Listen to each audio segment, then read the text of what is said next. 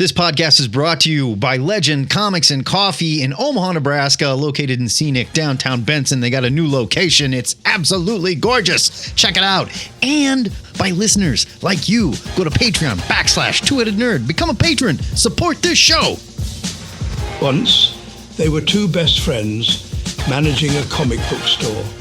But when an innocent blood oath went wrong, the two found themselves trapped in the same body, imprisoned in a strange pyramid made of long boxes, buried deep below their hometown, where they are doomed to discuss comic books until the end of time.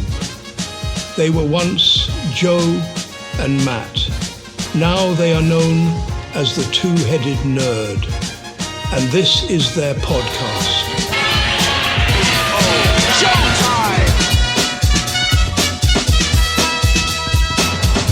Broadcasting from the Ziggurat at Omaha, deep below the metro area, it's our pleasure to welcome you to episode 783 of the Two-Headed Nerd Comic Book Podcast. I'm your head number one. My name is Matt Baum, and Joe, I gotta say, our 4th of July Freedom Fighters cosplay was supposed to be a little more patriotic. Now, obviously, I was gonna be the human bomb, but I thought for sure you'd go with Uncle Sam. I'm the Internet's Joe Patrick, your head number 2, and I spent a lot of time on this Phantom Lady costume, so I'm gonna show it off. Okay, you got the gams for it, I'll say that. That's right. It's time for another new comic show where we'll review 8 new comics from the past 2 weeks. After that, we'll set you up with our must-read new comic picks for next week. In this painfully patriotic episode, we get irradiated by Chris Condon's news from the fallout, celebrate some knockoff Power Rangers with Boom's VR Troopers spinoff, shed a tear at Thor's funeral after mean old Ewing killed him, then we get all sexed up for the X-Men's Hellfire Vigil, and hope famous sex criminal Chip Zdarsky, pardon me, sex criminal's creator, Chip Zdarsky, let me be clear, can handle the weight. Distinction.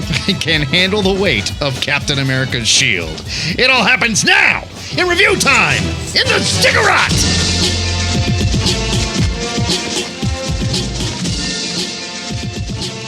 Before we light the fuse on this grossly negligent nerdy fireworks show, let's talk about our rating system, the one we came up with when we should have been refilling our first aid burn kit. Each comic we review is rated using our 3-point scale of buy it, skim it, or leave it. Then we pick the best comic we reviewed to enter the THN Permanent Collection. Our Synthezoid assistant Macho posts our written reviews every Wednesday on twoheadednerd.com, but we only fill our comics with firecrackers and blow them to hell right here on our new comics review show.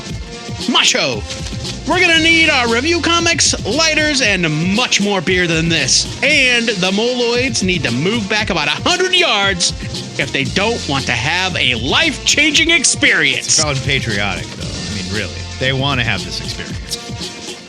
Fireworks, beer, and comic books. What could possibly go wrong?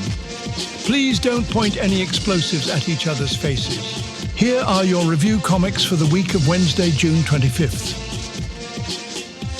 We begin with news from the fallout. Number 1 from Image, written by Chris Condon, art by Jeffrey Allen Love, letters by Hassan Atsmain-Alau, design by Tivy.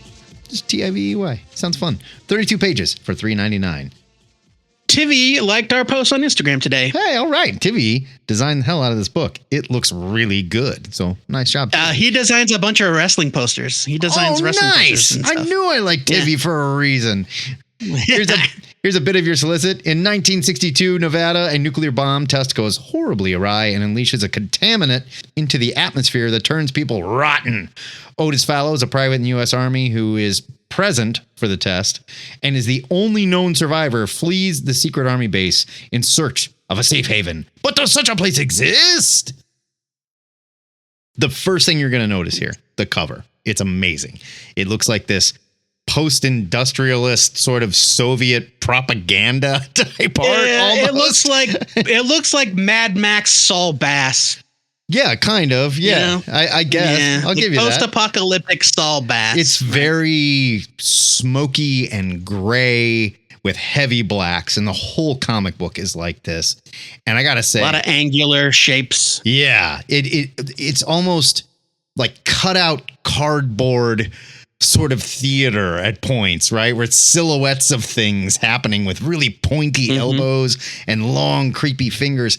And it sounds like, first of all, we should be more of a visual podcast. We talk about comic books, so it's hard to make this sound cool, but it's amazing. Jeffrey Allen Love's art. You guys, it's like cardboard cutouts, okay? Jeffrey Allen Love's art here is amazing, and it brings the most wonderful feeling of dread to this story. It's very Night of the Living Dead type feel, and I'm not just saying that because the movie's black and white. It's a guy running essentially not from zombies in this case, but irradiated monsters. This is sort of like, what if Bruce Banner was the only one who walked away from the gamma bomb explosion okay, and everybody else in the military turned into monsters?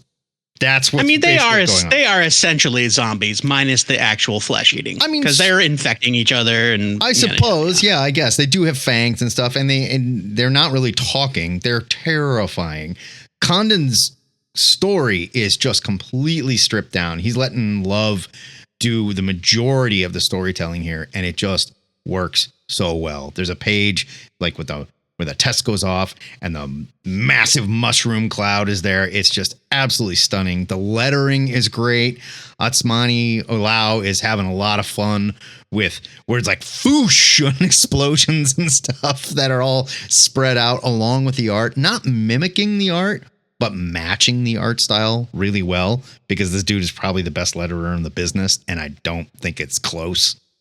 I mean, if your name is not Todd Klein, it's kind of hard to reach that pinnacle, and Hassan is up there, man. Yeah. It's good. But this story, it's more than just man running from zombies story as well. There is a conspiracy theory behind it. There's like an evil corporal who's kind of set up very much like the Stanley Kubrick scenes in Dr. Strangelove, where you have all the government people in the Pentagon talking about war and how it doesn't matter and we're just gonna blow up whoever. Like, this guy's crazy, and something was going on. Is it a corporal or a general? It says he was a corporal or a colonel. Corporal yeah. doesn't seem like a high enough rank, but maybe he's a colonel. Yeah, possibly. But he went rogue. That's all we know. And the military is not happy about what's taking place. Right. It's bad, bad, bad. Yeah. Everything about this is just terrifying and really, really fun. Condon doesn't write feel-good stories. This is not a feel-good story, but it's going to be great. I'm giving this a huge buy it. Jeffrey Allen Love, probably one of the most exciting artists I've seen jump on the scene recently. I've never seen anything from this guy. Love it.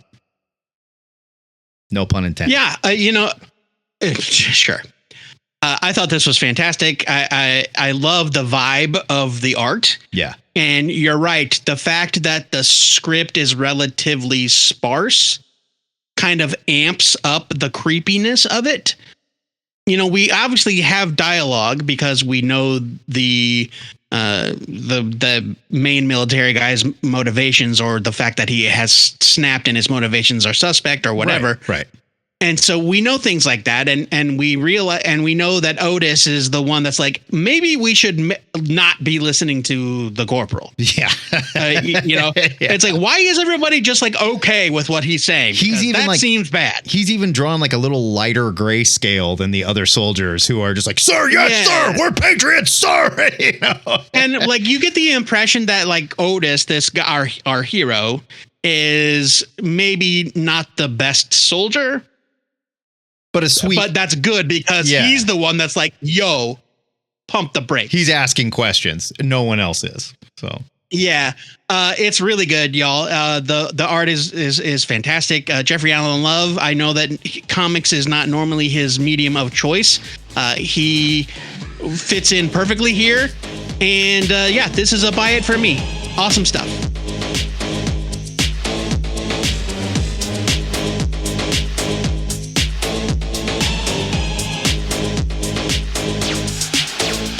Well, I thought Matt and I had a pact. I thought we had mutually agreed to cover all of the Nacelle-verse relaunches from Oni, but no. I left Biker Mice from Mars for Matt, and what did he choose instead? Tramps of the Apocalypse. What does this have to do with you reviewing VR Troopers? Because I left Biker Mice from Mars for you. I was being a good friend. And instead, I got stuck with VR Troopers #1. I don't give a shit about the VR Troopers, Matt. But hey, I'm here. It's from Boom Studios. It's written by Mayor Grid Scott. Look, no offense to anybody that likes them. I'm just too old for the VR. We're off to a great start for your non-partial review. No offense, guys. Yeah, sorry, VR Troopers. You're no Biker Mice from Mars. Right? What? Come on. Look, these are the jokes, folks, okay? I got nothing against the VR Troopers. I don't have any affinity for the Biker Mice from Mars either. This is written by Mayor Grid Scott with art by Sebastian Perez, colors by JP Jordan, letters by Taylor Esposito, cover by Torrin Clark. It's 32 pages for $4.99. Here's your solicit. We are VR. Spinning out of Power Rangers Prime, the first VR Troopers series in 30 years. The perfect jumping on point for Troopers fans, old and new. The VR Troopers are the most elite of the Eltarian Empire's human heroes on Earth, but what secrets are the Eltarians keeping when VR Ryan tracks down a rogue Scug? Those are the bad guys. He'll come face to face with a foe who will change his understanding of VR and himself forever. Here's the thing. Matt and I are way too fucking old for the VR Troopers. Yeah, I mean, like, I missed Power Rangers. That was like outside. Yeah, right. I was well into high school by the time Power Rangers even hit. And then by the time we were getting spin-offs of the Power Rangers or imitators of the Power Rangers, I was out. I mean, sure, but at the same time, you can't tell me we haven't read a bunch of Boom Power Rangers comics that are really No, good. You're right. Absolutely. And yes, absolutely. And this is spinning out of Power Rangers Prime, which I'm sure is a very well-received book. I do, however, take issue with the solicit's claim that this is a perfect jumping on point for new readers, because it's not. Mayor Grid Scott's script, it explains what's going on in the plot, which is fine, but she doesn't take any time at all to explain who the VR Troopers are beyond, like, declaring their mission statement. The other team members, they don't get introduced at all. They just show up during the big battle. They stick around. They provide some exposition. So there's, like, no background. It certainly isn't the most difficult plot to follow, don't get me wrong.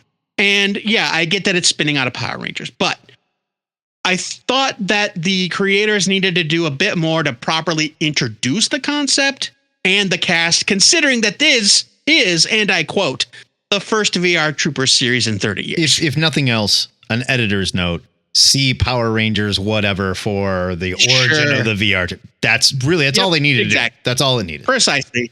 A recap page? How about a recap page? A recap page. That would be great. Yeah. We're the only ones that read them, but yeah. Yeah, sure. The art by Sebastian Perez is pretty decent. Some of the figures are a little stiff. His faces get kind of wonky here and there, but I thought the layouts were very interesting. He draws the hell out of an action scene. Yeah. Yeah. So, VR Troopers #1. It's a decent read. It's got good art. It just needed to do more to kind of reestablish itself for readers who haven't thought about the show for 3 decades. So I'm giving this a skim it because I needed a little bit more. I kind of agree. I think this is relying on the fact that you read the Power Ranger stuff this came out of, and maybe you're an avid Power Rangers fan and therefore you know the VR Troopers or whatever.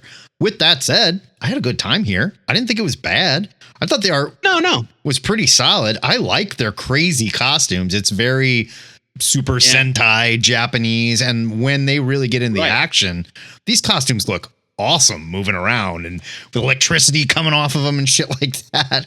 And they're setting up a personal thing. I guess I didn't have as much trouble with it because I thought Scott set up the personal story with the main character and how his dad died. And there's a mystery there. Again, it's not that the plot is hard to follow. No, I gotcha. That they didn't do anything to actually introduce the people in the book. And I gotcha. I think I was just interested enough in the plot for this main character that I forgave it. I was like, all right, whatever. He's figuring stuff out with his dad. And they give you all the stuff you need to know.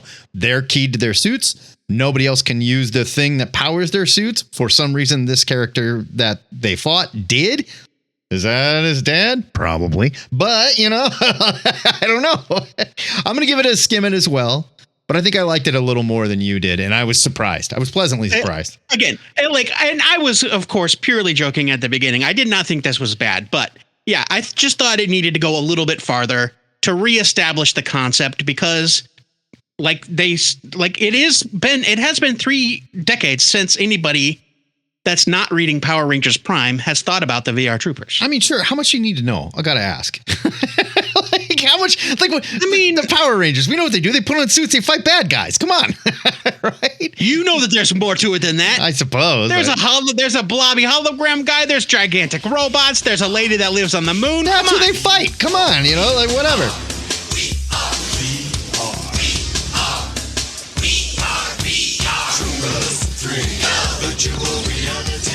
Moving from 2000 Super Sentai to 70s sexploitation schlock.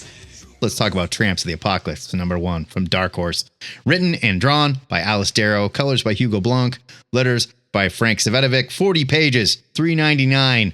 Here's a little bit of your solicit. This is the year 2094 and men rule the world. Much different than today, but it's the future.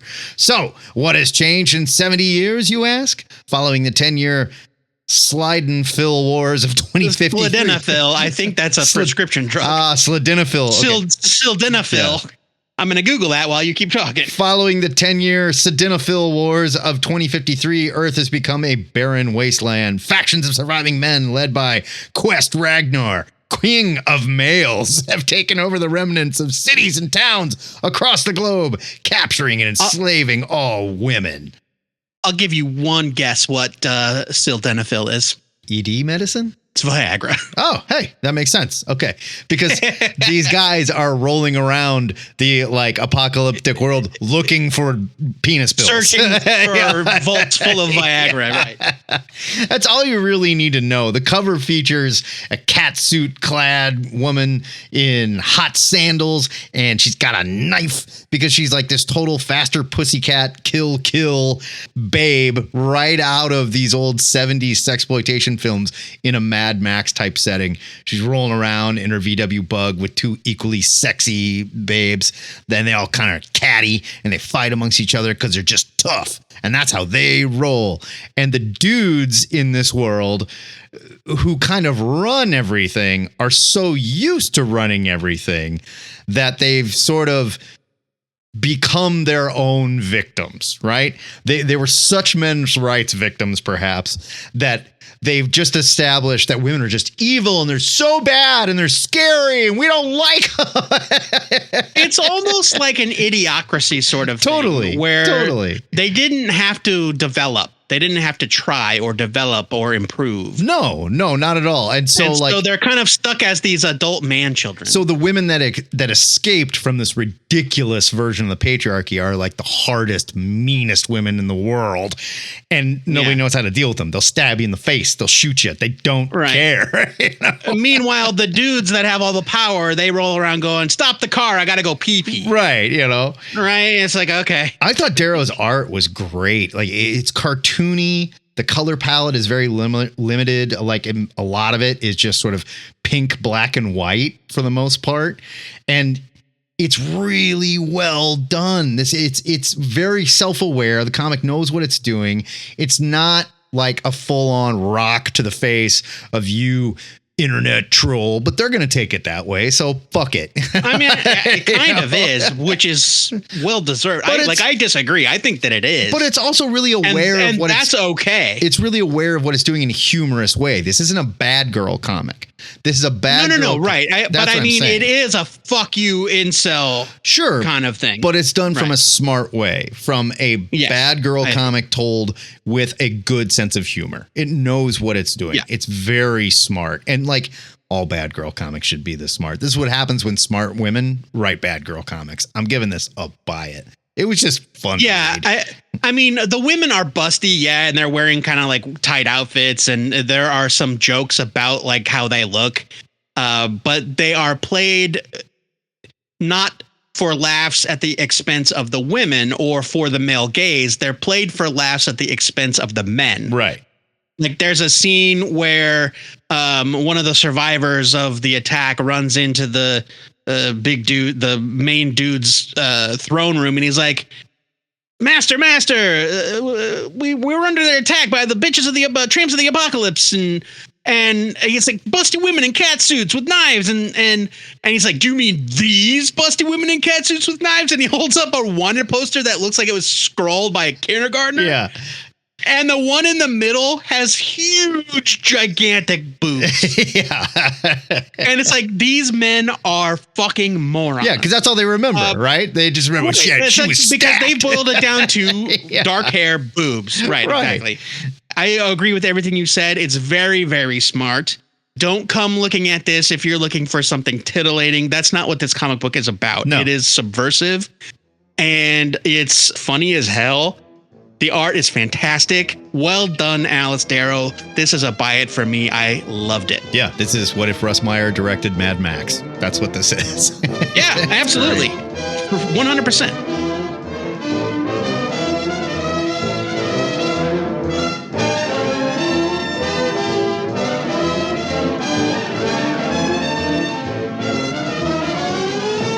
All right, kids, get your college-ruled notebooks and your mechanical pencils because school is in session. It's time for a new history of the DC Universe, #1 from DC Comics, written by Professor Mark Waid. Teaching the most difficult history class ever. The most difficult and complicated history class in the history of mankind. With art by Todd Knock and Jerry Ordway. Colors are by Matt Herms and John Kalish. Letters are by Todd Klein, the great Todd Klein. I just talked about him a second ago. Cover for this issue is by Chris Somney and Chris Somney and Giovanna Nero. It's 48 pages for $5.99. Here is your solicit. This probably isn't the best example of Todd Klein's talent since it's all just, text boxes. I mean, except for the very beginning part, I guess, which is narrated, which is Barry Allen talking out loud. But no, you're right. Here's your solicit. In celebration of 90 years of DC, superfan and writer Mark Waid turns back time to the very beginning of the DC universe in a 4-issue miniseries drawn by some of DC's greatest artists and told by the newest chronicler of time, Barry Allen, The Flash. In our debut issue, Barry takes us from the very birth of the DC universe to the rise of the Justice Society of America. The golden age of heroes begins here. So some context. 39 years ago, Marv Wolfman and George Perez created a follow-up to their universe-redefining Crisis on Infinite Earths. They spent 2 issues weaving together the old and the new, and it was called The History of the DC Universe, and it established a specific timeline for DC's new continuity. Now, this was in 1987. Imagine how much more complicated it is now. Literally nothing has changed. Nothing has changed. Fast forwarding it to 2025 and a dozen or so crisis level events later, now we've got new history of the DCU. It's also long overdue because if you know anything, if you've listened to this show, Matt and I have been complaining about DC's fucked up timeline literally since the New 52 started in 2011. Well, there's people that won't read DC comics because of this. They literally just won't. They either did before and they're like, no way, everything I knew is gone and I don't understand it. Or they're like, I don't even know where to start. Everything started like 15 times. I'm afraid to. I mean, and I get it. So Waid has taken an overwhelming amount of historical data. He has formed it into a narrative, sort of, that we see through the eyes of Barry Allen, who in DC canon is the foremost expert on the multiverse. It's a perfect use for that character. We're so glad that he is no longer the focus of the Flash book, which has rightfully shifted back to Wally and his family. Do not need him. Use Barry for this. It's great. Barry has seen more shit than any other character in DC's history that wasn't intimately involved in its creation. Like, okay, Perpetua knows more about the multiverse than Barry Allen, but that's about it. So having him chronicle that history, it's a no-brainer. I don't know if Waid. I don't know if what Perpetua knows even counts anymore. That's a good point. I don't know. Waid takes all those elements. He takes elements from every iteration of the DCU, weaves them together in a way that seems seamless. Again, Perpetua with all of her nonsense. Yeah, she's here. But so are the Demon Knights from the New 52 and Icon from Milestone and All-Star Squadron from the pre-Crisis Earth 2, but they're all folded together into a single cohesive timeline. Like, Waid has done an incredible job so far. I cannot stress it enough, and I'm so impressed. And this only gets us up to the explosion of Krypton. So think about how much more is left to tell. The art in this issue is courtesy of Knock and Ordway. It's lovely. They bring classic and modern styles. They illustrate the biggest moments from Barry's account, and they kind of show us how those moments touch on the future. But for me, the cherry on top was the definitive timeline found at the end of the issue. What came before in the part with the pictures was a thematic retelling of major events. But this timeline, this text timeline, has everything. It touches on things that even I forgot to consider, like the stuff about Hawkman that Robert Venditti added. About him and She-Ra being evil villains at the dawn of time or whatever. Yeah, we talked about it in the Gang Hang, definitely. We talked about it in the Gang Hang, exactly. It is a feast for continuity nerds. Now, here's where it gets tricky for me. And if you read my written reviews, you're going to see a little bit of a different experience. For someone like me, New History of the DC Universe, #1, is an incredible read. It's everything I wanted, and it's just getting started. The question is, can I really justify recommending it to everyone? I have been obsessing over this all week. I have been obsessing over it all week, and our conversation in the Gang Hang last Saturday sealed the deal. When all is said and done, this book, New History of the DC Universe, will have codified DC's history, the vast tapestry of its continuity, for an entire generation of readers. And in my mind, that makes this a buy it. How could it not be a buy? I don't understand how you struggled with this at all for a moment. No, come on. You really don't understand? Like, imagine recommending this to somebody. Look, you can recommend this to anyone, because if you want to know about the DC Universe, here's a guy that's telling you everything you need to know. Buy it. Done. Hey, kid, are you interested in comics? Here's a textbook. Like, come on. You understand that it's you're not more going to hand this to a difficult little kid. And no, it isn't. And this is momentous. And this is amazing. And this touches on shit that I don't care about the DC Universe and still found very interesting. No way. This is a buy it. There's no question. There never was. This is a solid buy it. I can't believe what Mark Waid is doing. The people that are mad about this are mad for reasons that they don't even understand how the DC Universe works, apparently. It's true. It didn't all start with Superman, and that was it. You know, like, and on the 7th day, Superman was created, and the DC Comics storytelling started. That's not how it works, guys. Okay, there was stuff that happened before. This is a buy it. No permanent burn injuries so far. Well done, sirs. Here are your review comics for the week of Wednesday, July 2nd.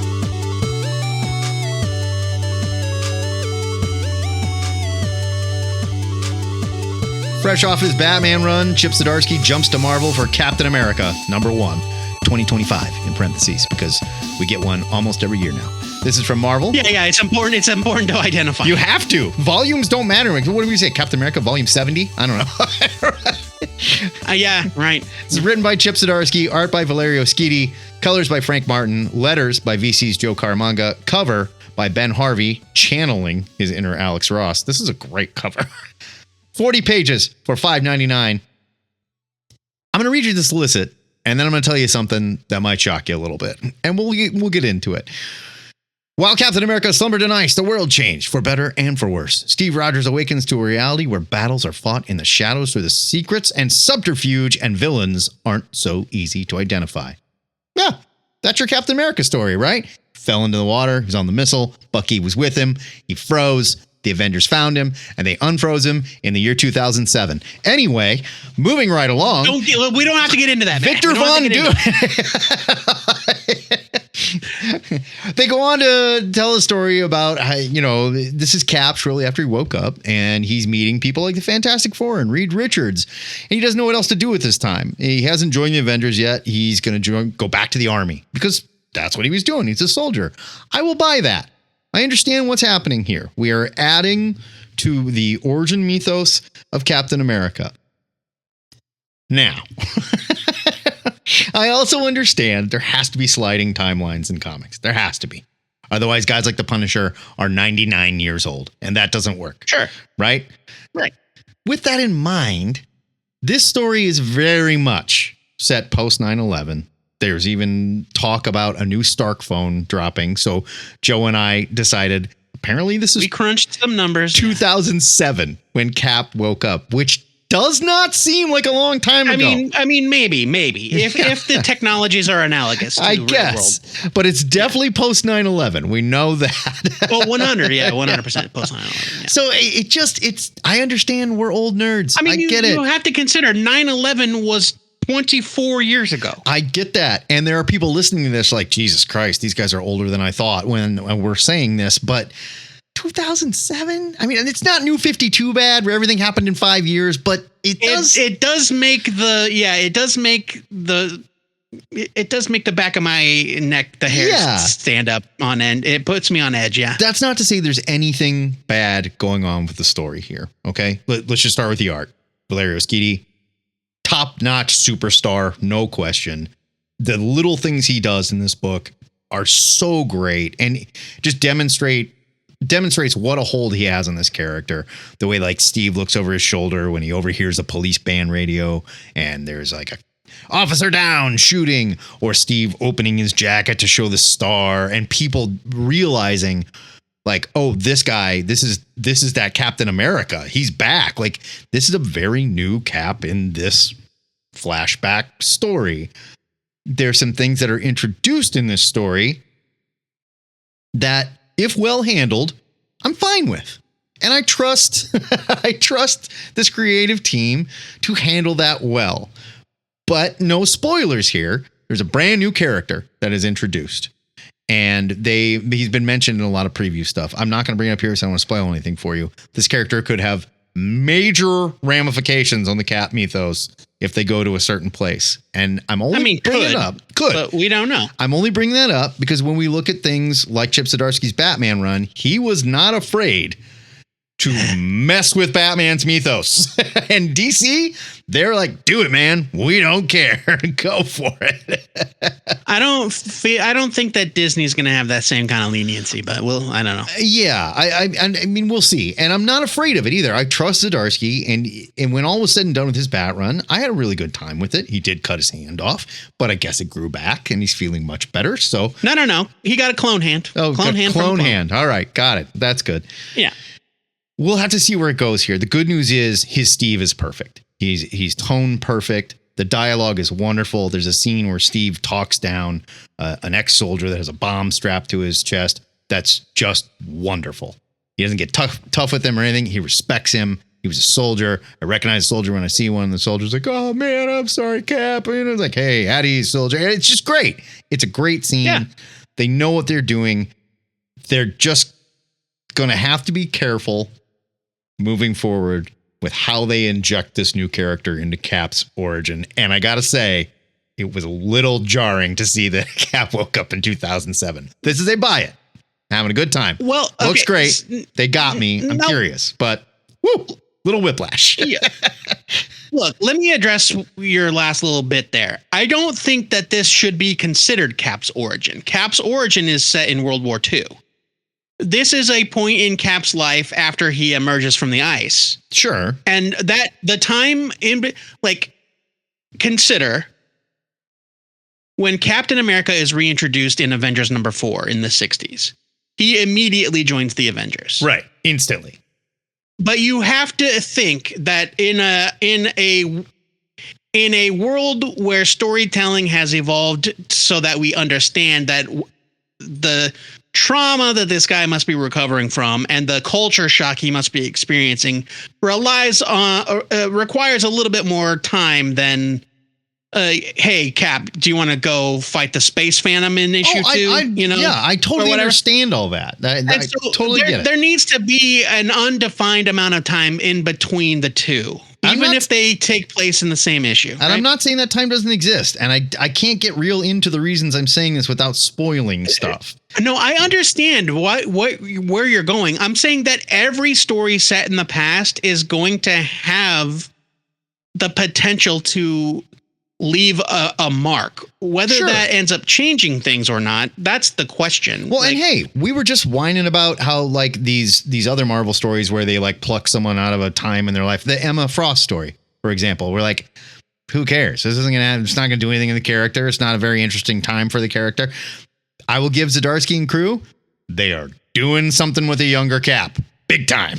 So yeah, like this is different. This is different than those other flashback books. Yeah. This is set. This is set during Cap's past, but it's set during a relatively unmined period of his past. Yeah. And I think it's very interesting to see. It'll be very interesting to see where it goes.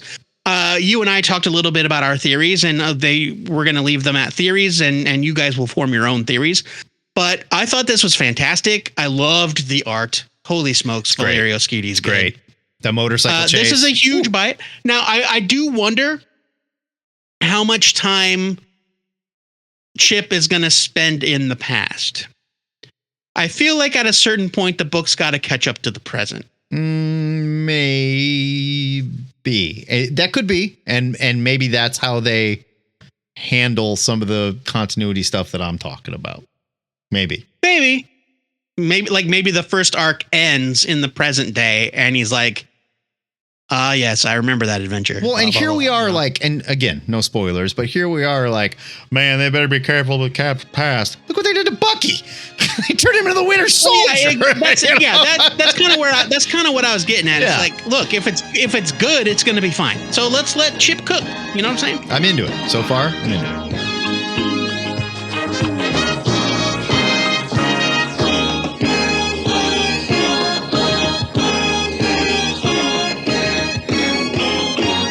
Well, full disclosure, guys, the only other issue of this series that I've read is the first one. So I had to check in on Immortal Thor number 25 for the final issue. I read the entire final 20 through 25 because I wanted to know what was going on.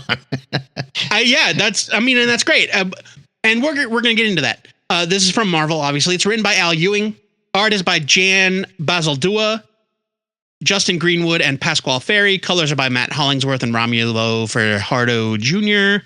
Letters are by VC's Joe Sabino. Cover is by Alex Ross. This one's 40 pages for $5.99. Here's your solicit. At the end of his tale, Thor strode into Vidblain, third land of the dead, whence nothing could return. And there, beyond all battles, beyond all cares, he stood and fought for justice one last time against the great serpent, who wore his own face and held his own hammer. This was the story of the immortal Thor and the deciding of his fate. Wow. So, despite my failing, I just had to see how Ewing was going to get it done, because I know that Thor is going to relaunch here in a month, and I'm going to talk about that towards the end of my review. But Ewing writes this in such a way that references to past events, they flow together into the advancing narrative rather than feeling like a checklist of plot points that you probably missed out on. Like, I didn't feel like I missed anything. I felt like Al Ewing was telling me a story. I think there's a benefit that you have to just reading it that way in issue 25 that I'll talk about when you read issues 20 through 25. Sure. And I'm not saying that there's nothing I'm not saying there isn't anything of value in reading the rest of the series. Of course there is. But my point is that I didn't feel punished for not reading that stuff. I kind of feel like maybe I was punished. Oh, shit. All right. Well, hold on then. Quite the opposite. All right. So even without detailed knowledge of the series, I found that the stuff going on with the Asgardians is very, very compelling. And it has me wondering, like, how's that going to work in the wider Marvel universe? They set up Thor's relaunch, which is now confirmed to be, as of today, it is called The Mortal Thor, for reasons that will make sense once you read this issue. It's exciting. It's full of potential. And all of this is because Ewing is writing this comic like it is a legend being passed down through the ages, not a serialized comic full of plot minutia. And so maybe reading it as a serialized comic is to its detriment. We'll see what Matt says. The art in this issue, it was a bit mixed for me at first, but the more I looked at it, the more I liked it. There are 3 distinct arcs, and each one's drawn by a different artist. Bazaldua deals with the fate of the Asgardians. Greenwood takes us to the land of the dead with Thor himself. And Pasquale Ferry sets up the story to come. Bazaldua's work is a bit consistent. It's not bad. Greenwood's figures are hyper exaggerated and the action scenes are explosive. It reminded me of something like Dan McDade's Jersey Gods, if you remember that book. Yeah, I love the way this looks. And it should look like the this. Greenwood portion especially is fantastic. He's in heaven, like he's in his weird Asgardian heaven. Well, he's like this purgatory. Yeah, somewhere between, whatever. But there's like storms and lightning and shit. Vidblade. This looks great. Vidblade, yeah. And then Pasquale Ferry, he is an old favorite. Both me and Matt adore his work, and we have for 30 years. It's as great as ever. I'm very excited that he's drawing the new book. So Immortal Thor 25, it is a satisfying conclusion to the first part of Al Ewing's saga. As I said, I was not punished for coming in cold. Your mileage may vary, apparently. I thought the artwork suited the epic plot, especially the Justin Greenwood bits, which are larger than life. I will definitely go back and fill in those gaps that I missed, for better or for worse. But yeah, this is a buy it for me. I thought this finale on its own, very well done. Getting here was a bit of a slog. And I don't know if it was editorial spreading it out a little bit or Al Ewing just had a long, wordy story to tell. It seemed like we could have gotten here faster. I'll say that. I don't love Bazaldua's art. I just don't. It's not bad. I don't love it either. I don't love it. I don't love the style, and it doesn't feel appropriate for what's going on. It feels like the level of the story is larger than the style of the art here. And I think it's reflected instantly when we get into art this Greenwood art that's just really cool and like feels very mythic and whatnot. And Pasquale Ferry, master, absolute master. But I don't know. There's something about Bazaldua's art that just doesn't do it for me. Not saying that they're not talented. They're very good at what they do. It's just not working for me here. And it hasn't worked for the last 5 issues. And I think if Bazaldua had drawn the middle part, we would have complained. Yeah, probably. But instead, it's this big, explosive, Kirby-esque, macho, crazy stuff. And I think that, like I said, the payoff is good here. This, as a standalone issue, is good. It took longer to get here. It felt longer to get here than it should have. And I have to look at the payoff with everything that came up to it, right? Because nobody's just going to pick up this issue and go, that was great. I'm never reading Thor again, but I'm glad I read that one. I did. I know you did. I picked up this. You even said you're going to go back and read the other stuff, and you read Thor and things like that. Yeah, but I mean, will my follow through? Will I have the follow through to see it through? We'll see. As the payoff, I like it. It's good, but I think I can only give this a strong skim it because I think you need to judge it for the issue. I am with a caveat. I am, because it's also setting up this next story, and I don't know how excited I am for the next story after what we've gone through to get to here. I don't feel as fired up for the next chapter of Al Ewing's Thor. It's not grabbing me that much. I'm not saying he's faking the funk or doing a bad job. There just seems to be like, there's Thor stories that lean very heavily into the Asgardian stuff and the mythos and the flower language without wearing on, right? Doing it just enough that it works, and I feel like I'm in the magic, but I also don't want to get real bogged down in the Shakespearean bullshit. And Ewing's just trudging through it. and honestly, I think that may have been a factor in me not keeping up with the book. Yeah. Because it's a much denser read than the Immortal Hulk was, which is written in modern parlance. Yeah. Every issue of this book is written like old school Thor. And that's fine. Like Jason Aaron did very similar stuff with his Thor. Yeah, but Jason Aaron's was more Conan than feel like Shakespeare. He also felt like it was balanced a little better. And the scale is just tilted a little too far into that Thor. No, I agree with you. So I'm giving it a strong skim it. I hope. I mean, that's fair. And I don't want to spoil anything, but I hope what they're setting up, we can get back to a little more, fun on Earth. I like the Roxxon Thor stuff. That was great. The Thor that we can have a little fun with. Thor hasn't been a lot of fun for a while. He's been pretty dour and pretty fucking serious, I will say this, again, we're trying very hard not to spoil anything because there are a couple of pretty major developments, not just in the life of Thor, but also in the lives of the Asgardians, which if Marvel wants to, it could play out across multiple books. I doubt it will, but it could. It could. And this could be Ewing saying, okay, I got you there. Thanks for sticking with me. We are done with that. It is on the shelf. Yeah, it's go time. Yeah. Right. But and so I found myself, again, this is not a slam on Jan Bazaldua, but their part of the issue was my least favorite part. Yeah. But I found myself setting that aside because I was so interested in the implications of what was happening to Sif and Fandral and those guys. And I do really I was like, this is all very, very compelling. Yeah. And Scourge, I like his character arc, what they've done with him. Yes, that Scourge's arc he deserved this, and they do a good job with it. I'm not going to go into it, but read it. Right. Again, right. But yeah. So when you have to find yourself well, I didn't really like that as much, but I set it aside because of this. Yeah. It's a strong. It's not exactly the biggest compliment. Yeah, it's a strong skim it for me.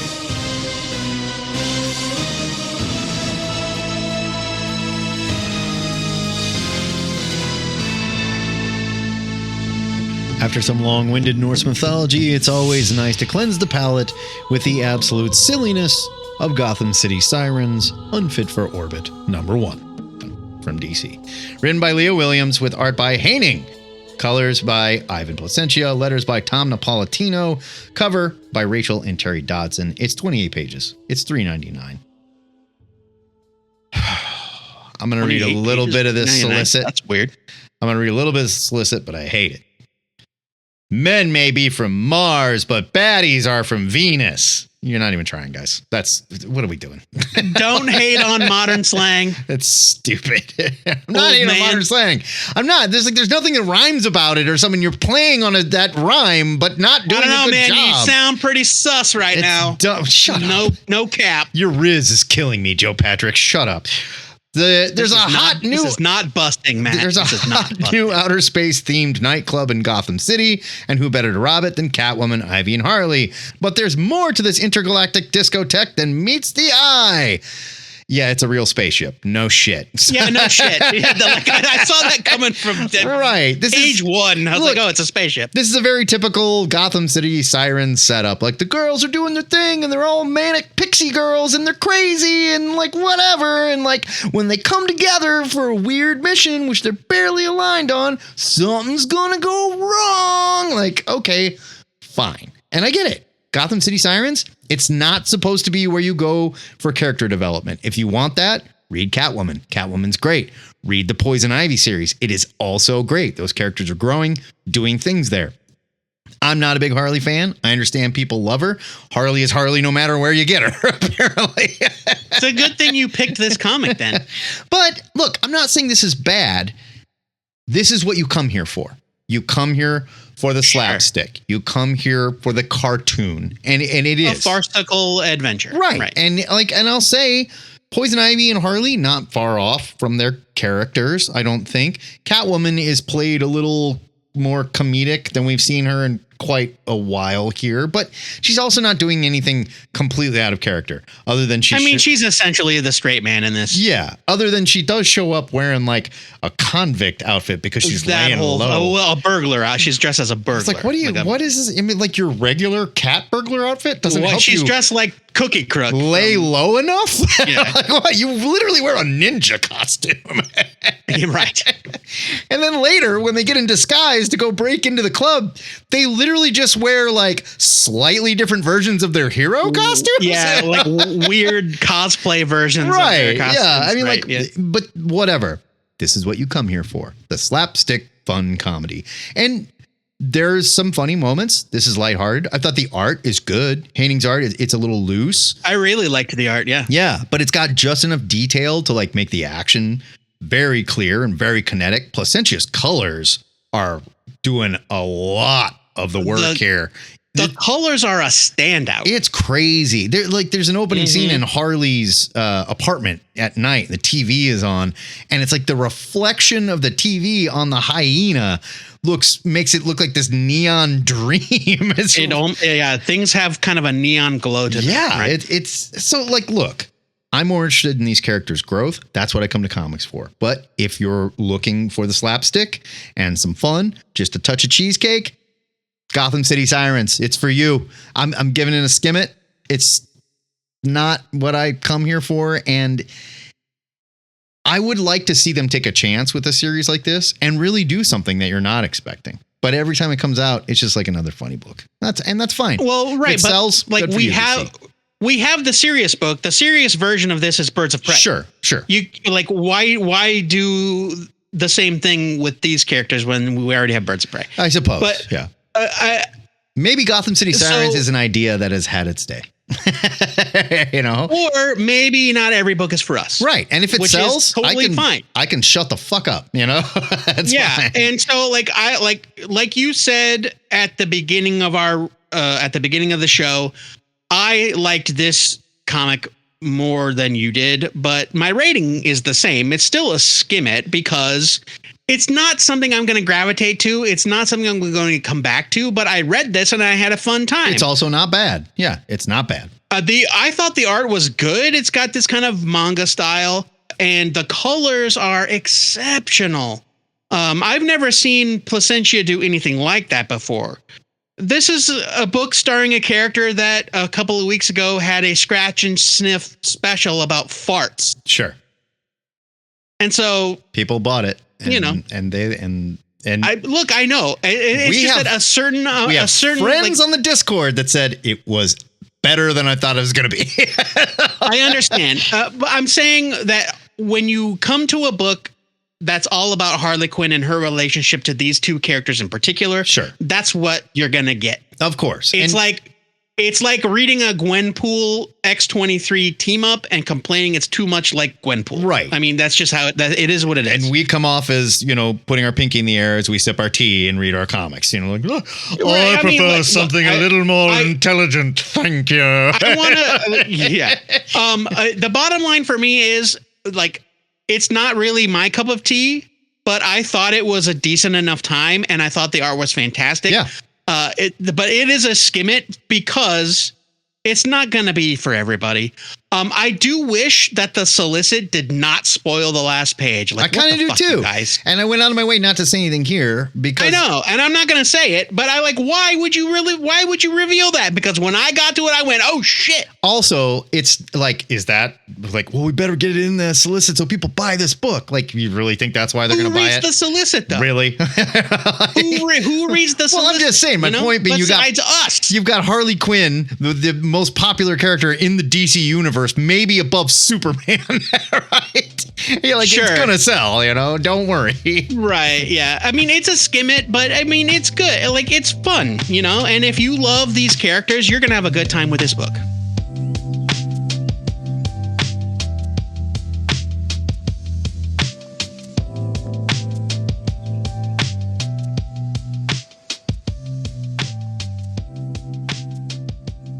I guess Marvel didn't get the memo that Krakoa is over. We're done with that now. We are rising from the ashes. Everything needs to take place in either Louisiana or Alaska, and no in between. And Tom Brevoort said, hold my beer. Right.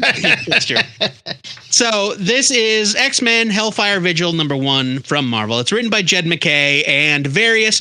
The list of creators is very large. I'm not going to read off all of their names. I'm sorry. It has art by Netho Diaz and various. It's got colors by Fer Cifuentes Suyo. Sure. That's my best guess. I apologize. Letters are by VC's Travis Lanham. Cover by Luciano Vecchio and Nolan Woodard. It's 64 pages for $7.99. Whew. Marvel. Woo. I admire your restraint for that pricing. 64 pages for $7.99. That's almost the way it should be. I mean, as far as the price of Marvel admission, sure. Congratulations. I mean, and over look, Ultimate Wolverine #1 was 32 pages for $7.99. So yeah. So here's a bit of your solicit because nobody needs to read all of this nonsense. 1 year ago, at the final Hellfire Gala, the dream of a unified mutant nation was forever shattered by a cowardly sneak attack by anti-mutant forces. To mark the moment and to proclaim loudly and strongly to all concerned that mutant kind still stands, the time has come for X-Men of all stripes to come together in solidarity and celebration. But you know what? Fine. I get it. Sure. That's fine. Sure. It's been 1 year since the end of Krakoa. Candlelight Vigil. Let's do it. Yeah. Yeah.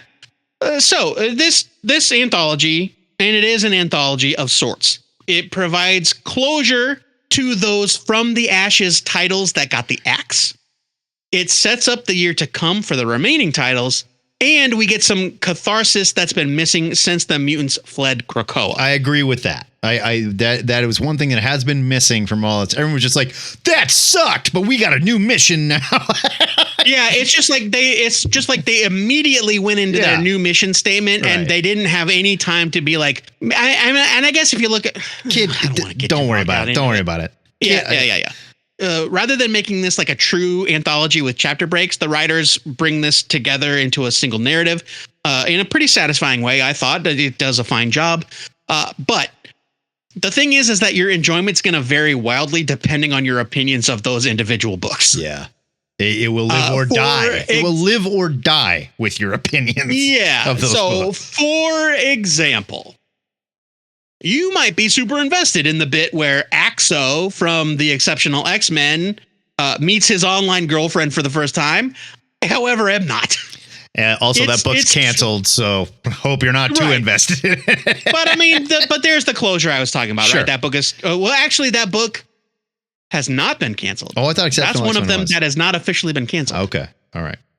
Like it's sweet and everything. I just have no connection to most of these newer characters. On the other hand, I really thought the budding romance between Ransom from Gail Simone's Outliers and Edie from Jed McKay's X-Men was great. I think it's adorable. I love it. It makes Edie more interesting than just Mad Girl, for sure. So why did I like this but not the other? I couldn't tell you. I didn't really dig on Exceptional X-Men all that much, so I don't care. Nearly every series that is or was part of the From the Ashes line gets a send-off or a setup for better or for worse. Like, it's weird that X Factor is nowhere to be found here. Yeah. But for some reason, the Astonishing X-Men Online exclusive gets a big scene. I wonder why. It's almost like they're trying to push their digital comics.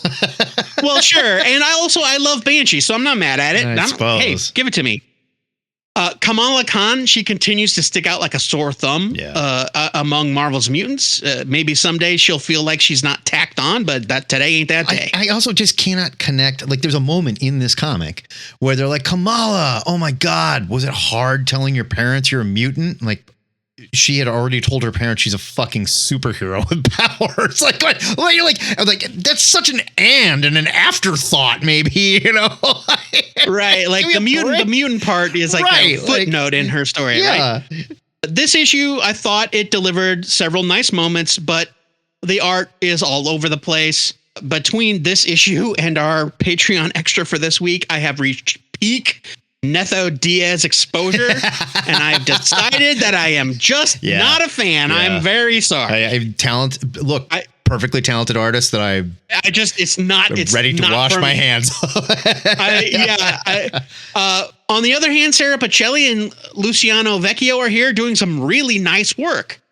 The rest of it is serviceable. There's no major storytelling problems that I could see, but even though it's done more as a narrative without the chapter breaks, it's still an anthology, and so it's still a very mixed bag. X-Men Hellfire Vigil #1 is perfectly fine.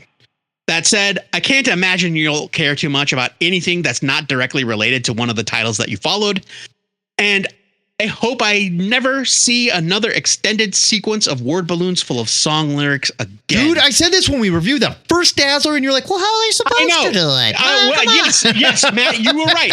And in that one comic, I was like, it's whatever. It's Dazzler. Come on. This book is a skim it. It's the very definition of a skim it. I'm going to put aside that thing that I do where I take the price and I make that. Think about this first. All right. So I'm just put that aside. $8. We'll put it aside. The Hellfire Gala. A lot of people did not like the Hellfire Gala shtick when it was going on Krakoa. I personally had a lot of fun with them. And I liked the whole, like, they're getting dressed up and here's the artist, you know, the fashion art look. It was like the Met Gala, right? For the X-Men. Sure. And it was a big thing. And this is sort of trying to kind of recapture that, but not really at all. And well, because it's not a gala, it's a vigil. I get that, but it's still trying to do that thing a little bit where they're getting dressed up and they're coming. It's to a the little party. bit more funeral-ish. But nothing big happens here. Nothing. The other Hellfire Galas, huge shit happened. I don't know if you remember what happened last year. It was bad. There was a bloodbath, right? Now, this does set up some pretty big stuff. I'm not saying it doesn't set up titles. big stuff, and that's fine. I'm having a lot of trouble caring about what's going on in a lot of the X titles right now. This highlights some stuff for, like you said, that's closing out some stuff that got canceled that I didn't really care about. Whatever. Your mileage may vary, and that's fine. And it just did nothing for me. It did nothing for me. The only thing that I thought was interesting was the Storm stuff. But hey, I'm reading the Storm book. You know why? It's good. Storm book is good. And this cost $8. Yes, but 64 pages for $7.99. I understand that. But I didn't care about more than 4 of the pages. That's my thing. Joe, it's called the X-Men Hellfire Vigil, and I learned more about what a Knoll has been up to than either person named Wolverine.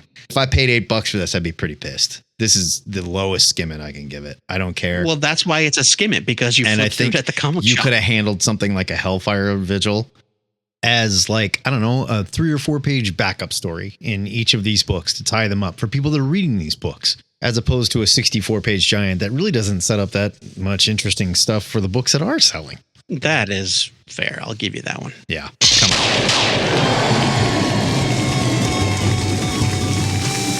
Well, we made it through our reviews without blowing any fingers off, and now we'd love to hear what you thought of these comics and anything else that you're reading on our Discord, where we talk about new comic books every single Wednesday.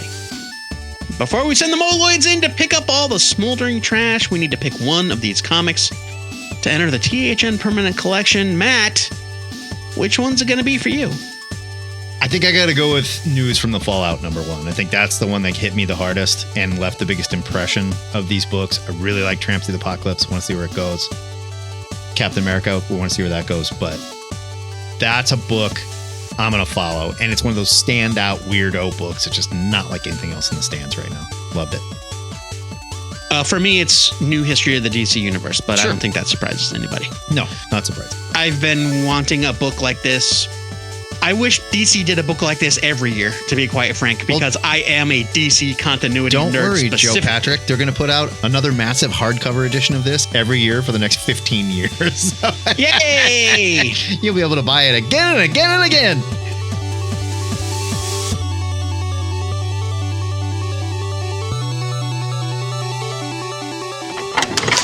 Let's head on up to the THN Sanctum Sanctorum to make our must-read comic books for next Wednesday, July 9th. Joe Patrick.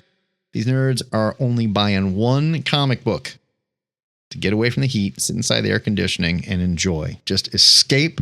Maybe they don't want to think about the big, beautiful bill that just passed. They just want to read something to take their mind off terrible shit. What are you suggesting for them? My pick for next week is Fantastic Four First Steps. It's a one-shot from Marvel. It is written by Matt Fraction. It's got art by Mark Buckingham. It's 32 pages for $4.99. Now, we haven't seen Buckingham for a minute, right? Like, I feel like I haven't seen that guy doing anything for a while.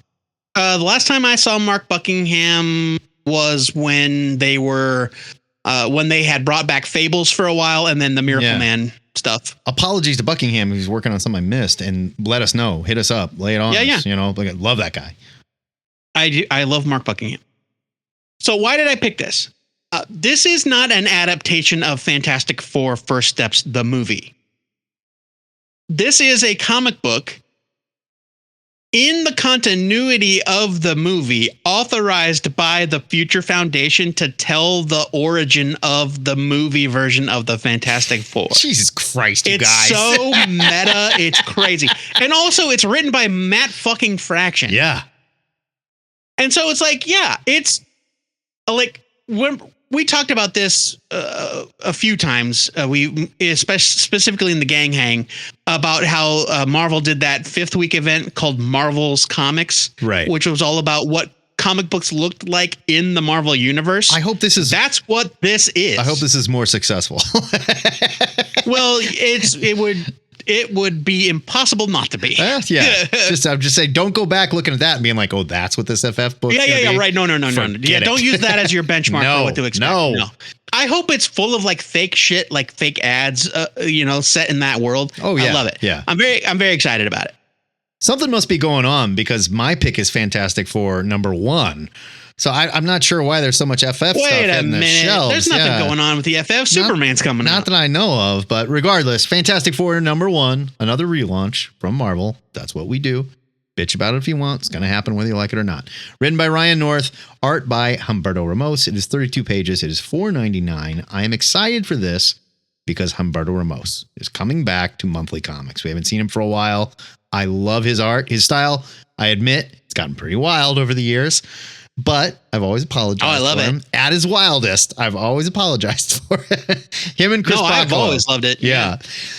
I love this dude. He gets to draw the Thing fighting a dinosaur. It's right there in the solicit. So I'm a simple man.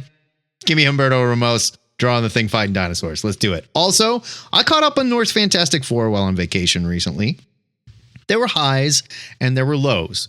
And we've discussed this at length on our Discord. Not all of it's great. I'll be the first to admit that. But when it is great, it's really great. I think North has a wonderful grasp on the family aspect of this book. And not in a cheeseball way. He's doing it just right. Tell you what, Ryan North writes a pretty kick-ass Doom as well. Let us know what you're reading, though. We want to hear from you. Hit us up on our Discord. We talk about it all the time. It's a cool place. Cool kids. You'd love it. Excelsior! That's it for THN 783. If you dig our new comics review show, check out our YouTube channel. You can subscribe to all our shows separately. We also have YouTube exclusives. We're even doing trailers for shows now. Because every time I'm like, we're doing too much for the show, I'm like, let's do more. We also have a back issue show. We got a Gang Hang. And you can, of course, listen to them as podcasts. The Gang Hang, that's YouTube exclusive. So, gotta subscribe while you're there. Do the star, do the like, do the shit. All right. I need your help. Okay. Don't be afraid to comment. Next week, the Back Issue Show returns for part 2 of our very special Peter David Memorial, where the Cosmic Long Box has us digging into 3 more of our favorite comic book issues that he wrote. If you need more THN before then, join us for the THN Gang Hang, Saturdays at 11 o'clock Central Time. Are we going to hit 2 in a row this week? We're doing it. I want to talk about Check Tank. Your magic 8 ball. I want to talk about Tank from the canceled X-Force. I have feelings. Yes, and also the Ironheart finale came out, and apparently some bonkers shit happened. Oh, boy. Check out our Discord for details at twoheadednerd.com/Discord. THN is a listener-supported podcast. It's not possible without the generosity of donors like our newest patron, Jeffrey, a.k.a. Ralph. Don't confuse him with the talking dog. Now, here's the confusing part. He is also a talking dog, but not It's just not that talking dog. If you support the show like our talking dog, but not Muppet friend Ralph, you can hear this week's extra, our TLDR review of X-Men Heir of Apocalypse, just in time for the follow-up in this week's X-Men 19 and the upcoming Age of Revelation. Let me ask you, do you like Doug Ramsey? Do you like Cypher? You might not anymore. Buckle up, because that's all you're getting for the next 6 months. But you could sign up to be a patron at patreon.com/twoheadednerd, where you can find out why we read it, so you don't have to. Before we go, our weekly shout-out goes to comics industry titan Jim Shooter, who lost his battle with esophageal cancer on Monday at the age of 73. Every headline that you read about him this week is going to point out that he was a controversial figure in comics, which is true. We are not going to dwell on that here. He also revolutionized the world of comics as we know it. He broke into the biz at the age of 13. 13! Writing Legion of Superheroes at DC under the notoriously cruel editor, Mort Weisinger. He eventually made his way to Marvel, rising in the ranks to editor-in-chief, where he oversaw some of the greatest comic book runs of all time, including Claremont and Burns' X-Men, Frank Miller's Daredevil, and Walt Simonson's Thor, just to name a few. He helped create the comic book event series with Secret Wars, and he even instituted pro-creator policies like royalties and health insurance. He also co-founded a little publishing startup called Valiant Comics. Maybe you've heard of it. Yeah. I mean, he'd be rolling over in his grave if he saw where it was right now, but, you know. Well, hey, word to you, Big Jim. Rest in peace.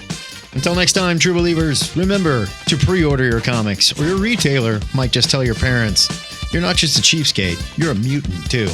This is the Two-Headed Nerd, signing off.